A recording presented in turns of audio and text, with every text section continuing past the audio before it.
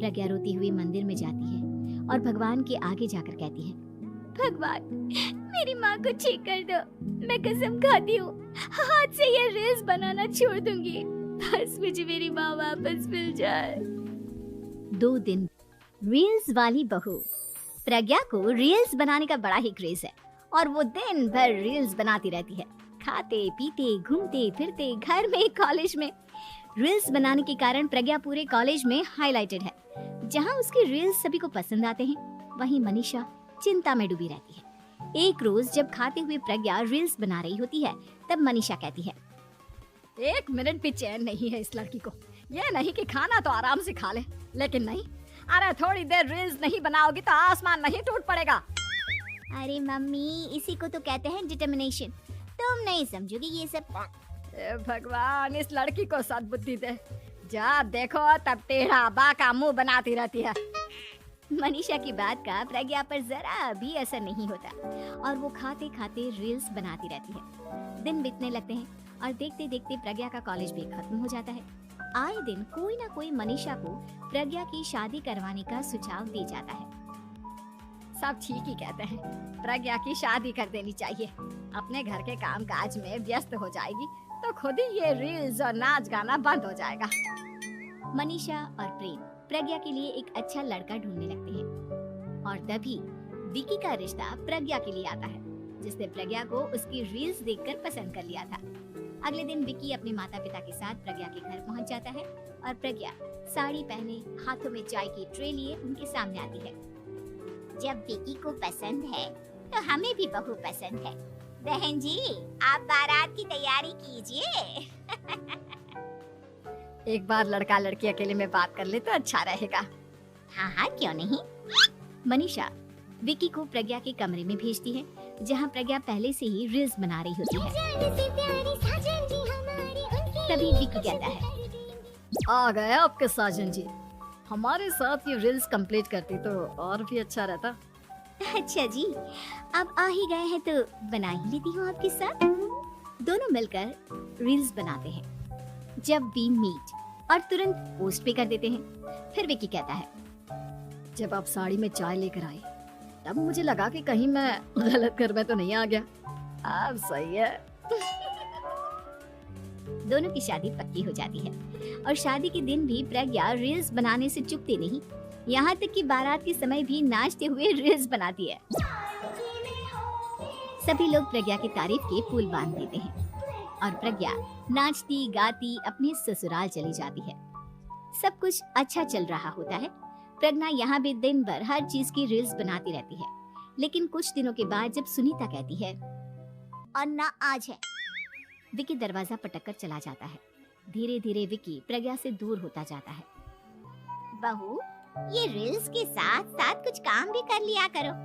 वैसे तुझे और क्या क्या बनाना आता है? मम्मी जी, वैसे तो सब कहते हैं कि मैं सब कुछ अच्छा बनाती हूँ, लेकिन मुझे लगता है कि मैं मैगी अच्छा बना लेती हूँ। हाँ, कॉफी भी अच्छा बना लेती हूँ और मुंह तो सबसे अच्छा बना लेती हूँ।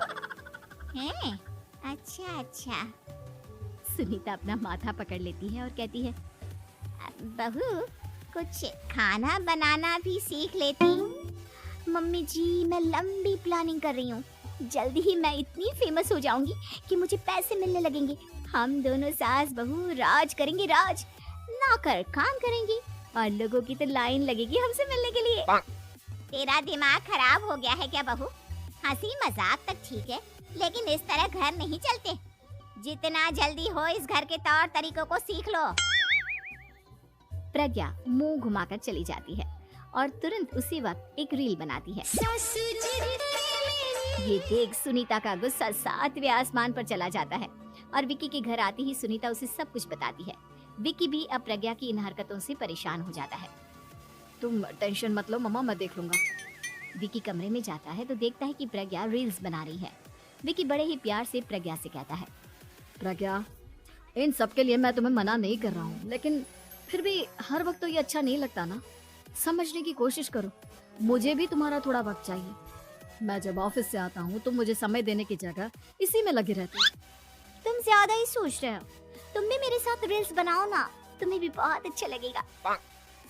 तुम्हें इज्जत से कोई बात समझ में नहीं आती क्या? दिमाग खराब हो गया है तुम्हारा इस चकाचौंध से। अगर तुमने अपना रवैया नहीं बदला तो मैं तुमसे दूर चला जाऊंगा। तुम ही रिश्ता लेकर आए थे, मुझे लड़कों की कमी नहीं थी। एक रोज मनीषा प्रज्ञा के ससुराल उससे मिलने जाती है।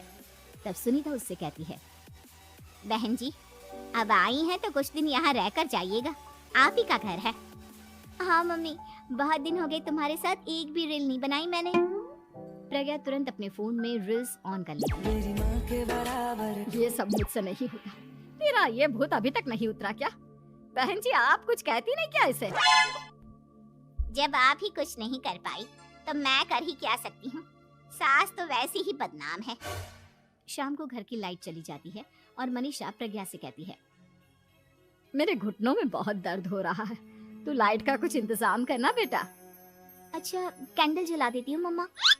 प्रज्ञा गाते हुए कैंडल जलाती है और खिड़की के पर्दे के पास रख देती है। मनीषा जिसे बहुत दर्द हो रहा है वो सो जाती है और प्रज्ञा हमेशा की तरह अपने रील्स में लग जाती है। उधर कैंडल की वजह से पर्दा आग पकड़ लेता है और मनीषा के कमरे में आग लग जाती है। बचाओ, कोई है बचाओ। सभी भागते हैं और विकी कमरे की आग बुझाने में लग जाता है, लेकिन तब तक मनीषा आधी जल चुकी थी। मनीषा की हालत देख प्रज्ञा रोने लगती है। विकी मनीषा को तुरंत हॉस्पिटल ले जाता है और उसे एडमिट कराता है। विकी प्रज्ञा से कहता है, देख लिया ना, तुम्हारे इस नाच गाने की वजह से आज तुम्हारी माँ की जान जाते जाते रह गई।